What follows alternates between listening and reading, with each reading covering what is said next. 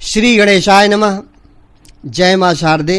कुंडली में एक दूसरे से 3 और 5 भाव में बैठे हुए ग्रह आपस में मित्र होते हैं।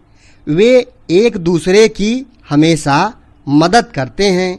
यह तात्कालिक मित्रता है। 5वें भाव और 7वें भाव में स्थित ग्रह की गतिविधि इससे अलग होती है। यदि वे 5वें भाव के लिए शुभकारी होते हैं तो उससे 7वें के विषयों पर हमेशा बुरा प्रभाव डालते हैं। यदि वे 5वें भाव के लिए खोटे ग्रह होते हैं तो उससे 7वें भाव को हमेशा शुभ फल देते हैं। कुंडली के 6ठे भाव और 8वें भाव में स्थित ग्रह हमेशा लड़ते रहते हैं।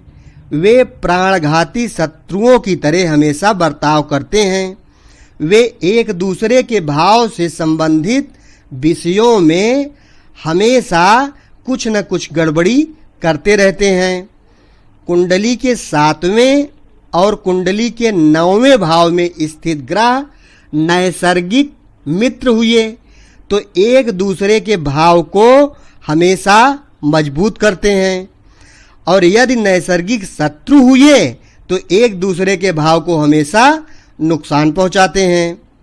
कुंडली के 8वें और 10वें भाव में स्थित ग्रह एक दूसरे के शत्रु हो जाते हैं।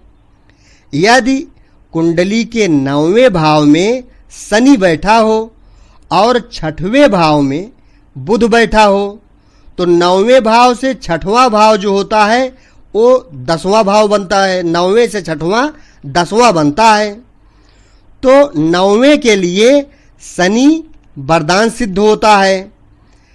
6ठे में बुध स्वगृही होने के साथ साथ उच्च का भी होता है। वह शनि का मित्र भी है। इतना सब कुछ होते हुए भी शनि 6ठवें भाव के फल में हमेशा जहर घोलता रहेगा। कुंडली का 6ठा भाव मामा का कारक होता है। अतः जातक के मामा को शनि की लात पड़ती है। वह यदि शनि से संबंधित वस्तुओं का व्यवसाय कर रहा होगा तो उसका दिवाला निकल जाएगा, यानी उसका बेड़ा गर्क होना ही होना है। वो व्यवसाय अच्छे से कर नहीं पाएगा।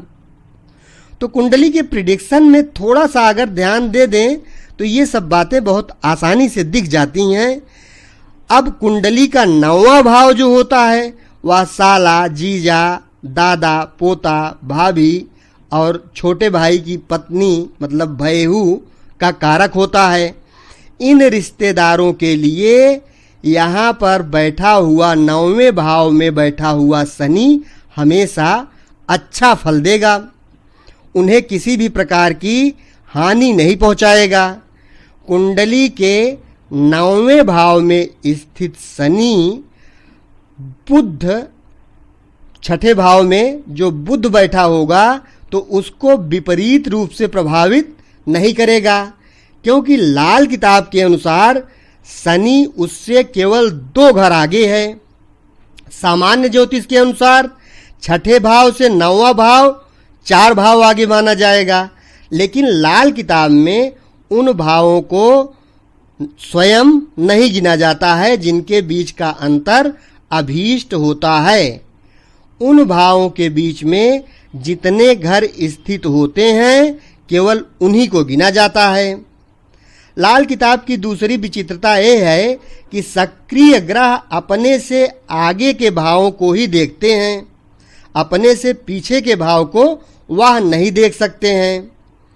8वां भाव केवल इसका अपवाद बनता है, क्योंकि 8वें भाव में बैठा हुआ ग्रह कुंडली के दूसरे भाव में बैठे हुए ग्रह को वक्री दृष्टि से देखता है। तो प्रसुप्त और अक्रिय ग्रह भी इस नियम का अपवाद यहाँ बनते हैं। वे आगे भी देखते हैं और पीछे भी देख सकते हैं। लाल किताब में रोगों के संबंध में जानकारी प्राप्त करने के लिए हमेशा वर्षफल को आधार बनाना चाहिए। भावों के पीड़ित होने का अध्ययन तीसरे भाव से शुरू किया जाता है।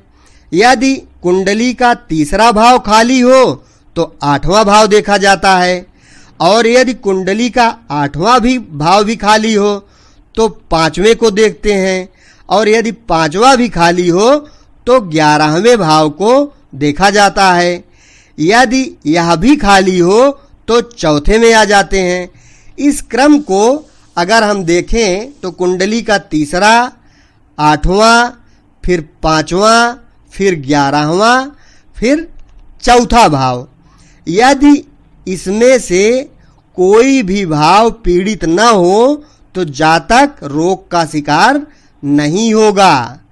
कुंडली का दूसरा भाव और चौथा भाव यह रोग की किस्म बताता है कि किस किस्म का रोग जातक को होगा, और कुंडली का 10वां भाव रोग की स्पीड बताता है कि जो रोग होगा वह कितना तेज फैलेगा। कुंडली का 5वां भाव जो है वह खर्च वहन करने के मामले में जातक की सामर्थ्य को बताता है। कुंडली का तीसरा भाव रोग की घातकता को बताता है कि रोग कितना खतरनाक होगा या रोग होगा कि नहीं होगा। यह अष्टम भाव की गतिविधियों में बाधक भी होता है। कुंडली का 6वां भाव और कुंडली का 8वां भाव, ये दोनों जो है आपस में शत्रु बन जाते हैं, हमेशा लड़ते रहते हैं। तो एकादश भाव यानी कुंडली का 11वां भाव कुंडली के तीसरे भाव को क्षुब्ध कर देता है, और ऐसी स्थिति में चंद्रमा की स्थिति देखने से ये पता चलता है कि यह कितना पीड़ित है या रोग की स्थिति कैसी बनेगी। कुंडली का चौथा भाव जो चंद्रमा का घर है उसमें राहु और केतु 2, 6, 8, 12 में हो तो रोग घातक नहीं होता है। जातक के दीर्घायुष पर किसी भी प्रकार का विपरीत प्रभाव ये नहीं डालते हैं। कुंडली के 8वें भाव के पीड़ित होने पर रोग की शुरुआत होती है। कुंडली के दूसरे भाव में शत्रु ग्रह एक साथ हो तो हलचल यानी अशांति पैदा कर देते हैं, क्योंकि 8वां वक्री दृष्टि से दूसरे को देखता है, और दूसरे में अगर 8वें में बैठे ग्रह का शत्रु होगा तो पूरा जहर वो उस पर उड़ेल देगा।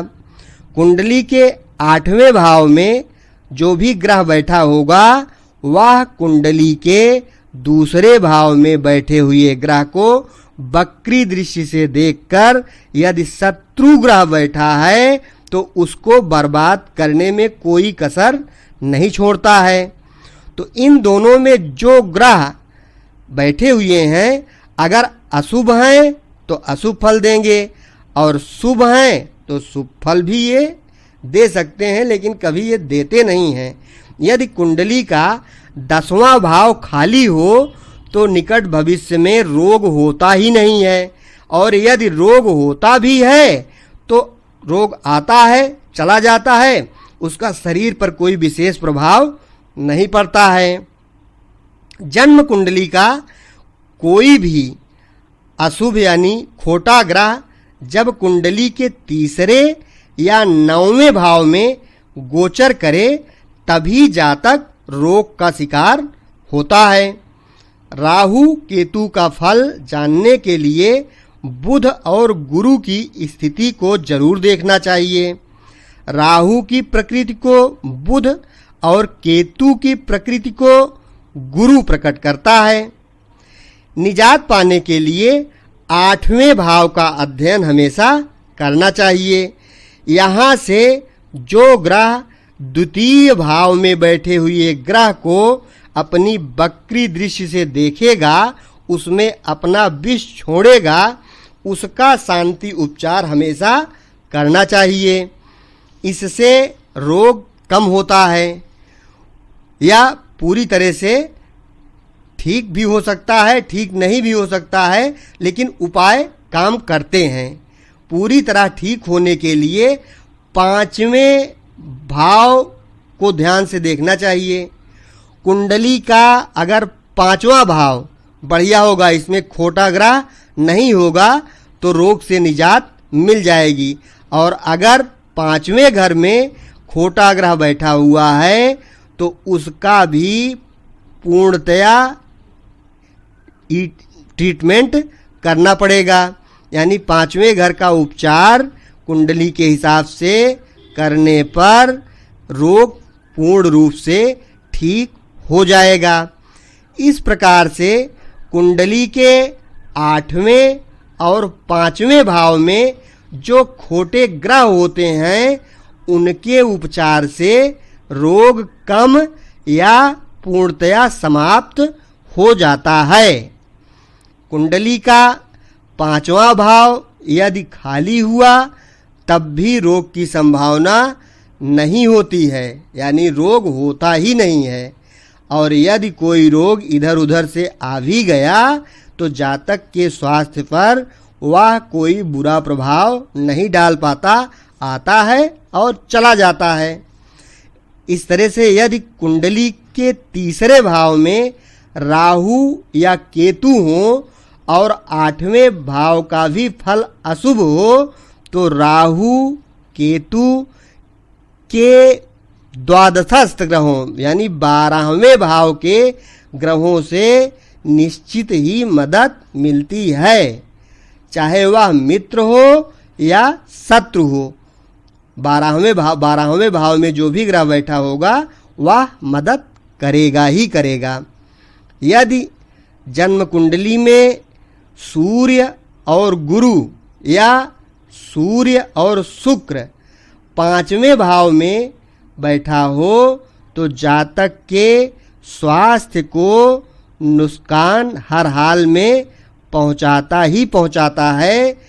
जबकि गोचर बस यदि शुक्र या राहु अगर केतु लग्न में प्रवेश कर जाएं तो वहां निश्चितता बढ़ जाती है। यदि शुक्र या राहु या केतु कुंडली के 5वें भाव में बैठे हों तो जातक के स्वास्थ्य में उस समय समस्या अवश्य होती है जब गोचर बस सूर्य या गुरु कुंडली के लग्न भाव में पहुंचते हैं। तो इस प्रकार से यदि गुरु 5म में हुआ तो जातक के घर में किसी के बच्चे यदि हो जाएं, बच्चे का जन्म हो जाए तो उसके स्वास्थ्य में सुधार होना शुरू हो जाता है। यदि कुंडली में गुरु 6वें या 12वें भाव में बैठे हों तो सूर्य हृदय की धड़कन संबंधी रोग यानी बीपी प्लस माइनस कर देता है। मिर्गी, लकवा यानी बीपी से संबंधित समस्याएं पैदा हो जाती हैं सूर्य के कारण। यदि कुंडली में देखा जाए तो चंद्रमा या हृदय और नेत्र के रोग का कारक होता है। पेट के रोग, हैजा और जिगर की जो समस्याएं होती हैं इसका कारक मंगल ग्रह बनता है। चेचक, खोपड़ी के रोग, स्नायु रोग, जीभ दांत के रोग, रक्तचाप, ये सब बुध के कारण पैदा होते हैं। जब सूर्य 6वें भाव में बैठा हो और बुध 12वें भाव में बैठा हो तो अक्सर जातक चेचक या बीपी संबंधित रोगों से पीड़ित हो ही जाता है।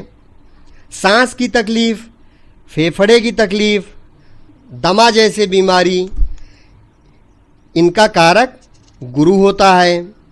चर्म रोग, खुजली आदि शुक्र के कारण पैदा होती हैं। आँख के जो रोग होते हैं या कफ, पित्त, इसका अगर जनकदाता समझा जाए तो शुक्र होता है। बुखार, मानसिक रोग राहु के कारण होते हैं।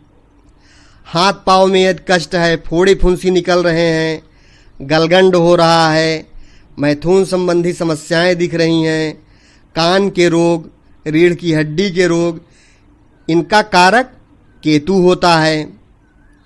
तो इस प्रकार से जब कुंडली को हम मिला के देखते हैं तो धीरे धीरे शुरू में ये लग रहा है कि बड़ा टेढ़ा काम है, लेकिन जब कुंडली का अध्ययन शुरू करते हैं तो ये धीरे धीरे आसान होता चला जाता है। गुरु राहु या गुरु बुध ये सांस की तकलीफ दे देता है। राहु और केतु की युति है अगर कहीं, या राहु और चंद्र की युति है तो बवासीर, निमोनिया, पागलपन जैसे बीमारी जातक में होने की संभावना बढ़ जाती है। गुरु राहु सूर्य शुक्र या बुध और गुरु ये टीबी दमा बनाते हैं।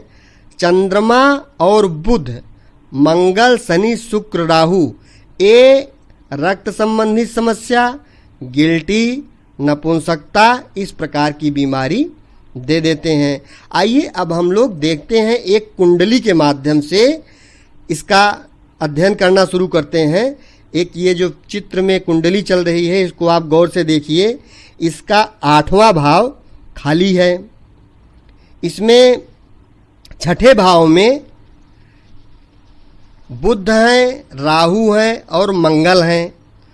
तो बुध यहाँ ग्रहेश हुए, लग्नेश मंगल, ये आपस में देखा जाए तो शत्रु हैं तीनों, बुध, राहु और मंगल। शुक्र इस कुंडली में देखिए चौथे भाव में बैठा हुआ है, और बैठा किसके साथ है? गुरु के साथ बैठा हुआ है। तो 7वें भाव का मालिक और 12वें भाव का मालिक गुरु और शुक्र इस कुंडली में चौथे भाव में बैठे हुए हैं।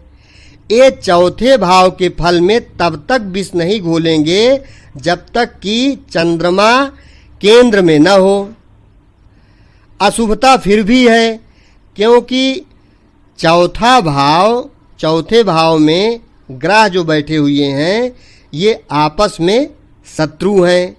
शुक्र और गुरु आपस में शत्रु हैं, खोटे भी हैं। तो चौथे भाव में ये शत्रुता भूलकर सामान्य तो हो जाते हैं, सम हो जाते हैं। इससे वे एक दूसरे के मार्ग में बाधक नहीं बनते हैं, फिर भी भाव के फल को बिगाड़ने की गुंजाइश तो बनी ही रहती है। चौथे भाव की दोषता, जो भी दोष होते हैं, उत्पन्न होते हैं, वो तो यहाँ बरकरार ही है। कुंडली के 11वें भाव में ग्रह जो बैठा होगा वह इनकी चौथे भाव में की मदद करेगा, लेकिन इस कुंडली में 11वें भाव में कोई ग्रह नहीं बैठा हुआ है, इसलिए इसको मदद भी नहीं मिल पाएगी। 11वां भाव खाली होने के कारण चौथे भाव को यहाँ मदद नहीं मिल पाएगी।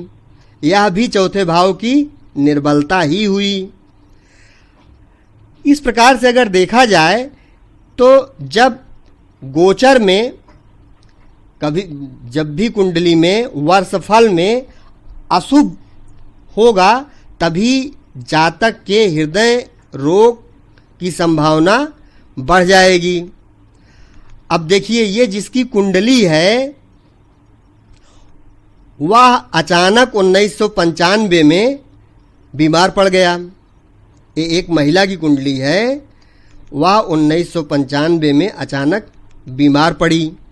अब 1995 का वर्षफल अगर देखा जाए तो वर्षफल वाली कुंडली देखिए अब चित्र में, तो यहाँ देखिए 6 में मंगल और 8 में गुरु पूरा ये शत्रुता निभाएंगे।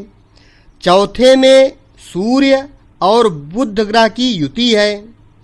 ये जातक के रिश्तेदारों को प्रभावित नहीं करते, अपने से संबंधित वस्तुओं को भी नहीं प्रभावित करते हैं, लेकिन जातक के अपने जीवन पर आघात तो करते ही करते हैं। इस कुंडली में देखिए संकेत मिल रहा है कि जातक का जीवन सुख और चैन से प्रभावित होगा। छठवें भाव में यहाँ वर्षफल में देखिए मंगल बैठा हुआ है। यह छठवां भाव खष्टेश बुध का शत्रु है। यह उस चतुर्थ के फल को बिगाड़ेगा जहाँ खष्टेश बुध बैठा हुआ है। इस घर की हानि इसलिए भी होगी कि चतुर्थेश चंद्रमा केंद्र में है। सूर्य और चंद्रमा दोनों चतुर्थ में हैं। इससे हृदय पीड़ित होना स्वाभाविक है।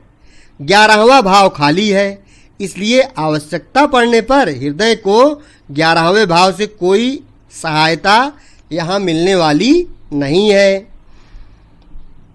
तो कुंडली का दूसरा भाव, छठवां भाव, 8वां भाव और 12वां भाव ये आपस में संबद्ध होते हैं। दूसरा छठे को देखता है और छठा अपनी दृष्टि आठवें को खराब करने में कोई कोर कसर नहीं छोड़ता है और 12वें के फल को भी प्रभावित करता है। दूसरे में इस कुंडली में देखिए वर्ष फल में कोई ग्रह नहीं बैठा हुआ है, इसलिए 12वें भाव में बैठा हुआ ग्रह अपना विष भी नहीं उड़ेल सकता है। लेकिन दूसरा भाव यहाँ पीड़ित तो रहेगा ही रहेगा। छठवां भाव मंगल और 8वां भाव गुरु दोनों ही शनि के शत्रु हैं और शनि को देखिए वह 12वें भाव में बैठा हुआ है।